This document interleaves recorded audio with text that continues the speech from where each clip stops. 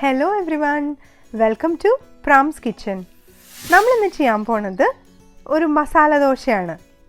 Easy ആയിട്ട് മസാല ദോശ എങ്ങനെ വീട്ടിലുണ്ടാക്കാന്നുള്ള റെസിപ്പിയാണ് ഞാൻ കാണിക്കാൻ പോകുന്നത്. അപ്പോൾ എന്താണ് ഇൻഗ്രീഡിയൻസ് എന്നും എങ്ങനെ ചെയ്യാമെന്നും കാണാം. 3 ഉരുളക്കിഴങ്ങ് പുഴുങ്ങിയത്, 2 സവാള, കടുകും വറ്റൽമുളകും എടുത്തു വച്ചിട്ടുണ്ട്, ഉഴുന്ന് പരിപ്പ്, കറിവേപ്പില, 3 പച്ചമുളക്, ചെറിയൊരു കഷ്ണം ഇഞ്ചി ചതച്ചത്, 1/2 ടീസ്പൂൺ മഞ്ഞൾപ്പൊടി, ആവശ്യത്തിന് ഉപ്പ്. സവാള ഞാൻ ദാ ഇങ്ങനെ നീളത്തിൽ കട്ട് ചെയ്തെടുത്തിട്ടുണ്ട്. ഉരുളക്കിഴങ്ങ് കുറച്ച് പൊടിച്ച് എടുത്തിട്ടുണ്ട്. പാൻ ചൂടാക്കാൻ വെച്ചിട്ടുണ്ട്.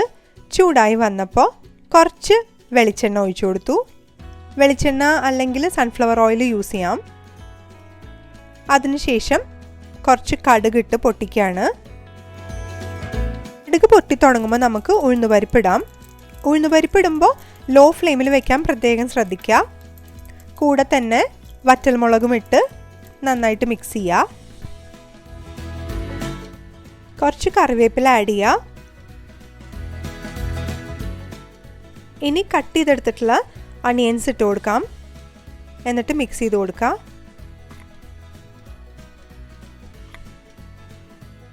പച്ചമുളകും കൂടി ചേർത്തിട്ട് മിക്സ് ചെയ്യാം. ഇനി കുറച്ച് ഉപ്പിട്ടിട്ട് ഇളക്കി കൊടുക്കാം.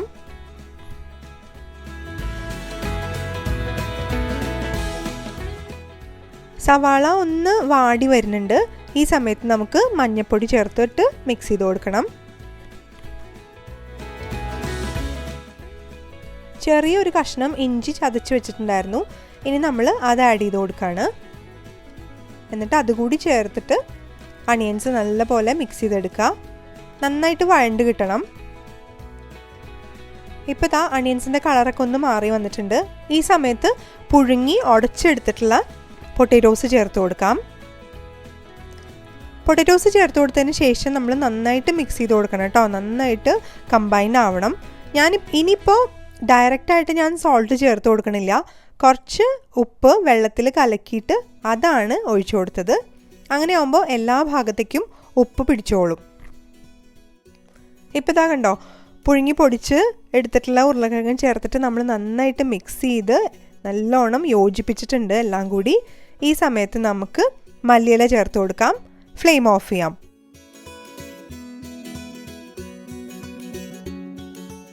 ഈ മസാല ഞാൻ സെർവിങ് ബൗളിലേക്ക് മാറ്റിയെടുത്തിട്ടുണ്ട്.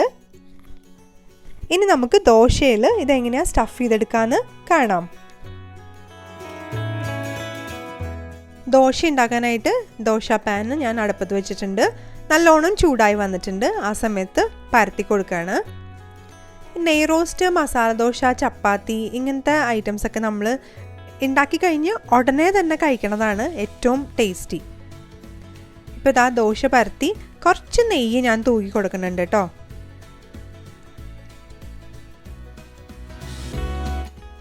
ഇപ്പോൾ ഇതാ ദോശ നന്നായിട്ട് മൊരിഞ്ഞ് വന്നിട്ടുണ്ട്. ഈ സമയത്ത് നമുക്ക് ഫ്ലെയിം ലോയിൽ വെച്ച് കൊടുക്കാം. എന്നിട്ട് മസാല സ്റ്റഫ് ചെയ്തെടുക്കാം. ഇതാ കണ്ടോ, ഇങ്ങനെ ഒരു സൈഡിലേക്ക് നമ്മൾ മസാല വെച്ച് കൊടുക്കണം. അതിനുശേഷം മറ്റേ സൈഡിൽ നിന്ന് നമുക്ക് ദോശ മടക്കി കൊടുക്കാം.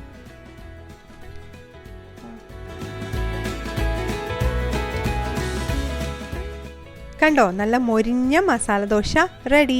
ഇത് ചൂടോടുകൂടിയിട്ട് നല്ലൊരു ചട്നിയോ സാമ്പാറോ കൂട്ടി കഴിച്ചാൽ എന്തൊരു ടേസ്റ്റാണെന്നറിയോ. ഞാൻ ഇന്ന് മസാല ദോശ സെർവ് ചെയ്യണത് ഒരു വൈറ്റ് ചട്നിയും തക്കാളി ചട്നിയുടെയും കൂടെയാണ്. വൈറ്റ് ചട്നിയുടെയും തക്കാളി ചട്നിയുടെയും റെസിപ്പീസ് ഞാൻ ഓൾറെഡി എൻ്റെ ചാനലിൽ ഇട്ടിട്ടുണ്ട് മുമ്പ്. കാണാത്തവർ അതൊന്ന് പോയി കണ്ടു നോക്കിക്കോളൂ. ലിങ്ക്സ് ഞാൻ ഡിസ്ക്രിപ്ഷൻ ബോക്സിൽ കൊടുത്തിട്ടുണ്ട്.